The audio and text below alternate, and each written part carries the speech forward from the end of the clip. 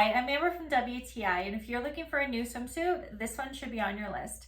This swimsuit is so comfortable. This is gonna look great in the pool or on your chair, laying out sunbathing, and it has tummy control. So I love that. This little ruching section here that moves, there's the mesh, and then there's this piece that moves, and it just really helps to hide everything you got going on down here.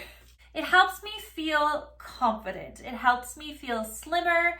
The material is so nice. It is such a breathable material. It is not sticky or gross. Lunabelle has really outdone themselves with this swimsuit. I love this swimsuit. And I love that it is adjustable straps. There's so many swimsuits that don't have adjustable straps, and I just do not understand it.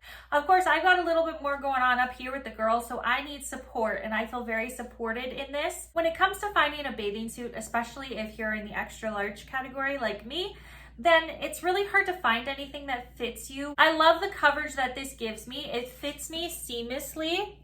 We don't have anything popping out. I know I'm going to be very secure. So I could play volleyball in this. I know I'm nice and supported and that I'm not just going to fall out.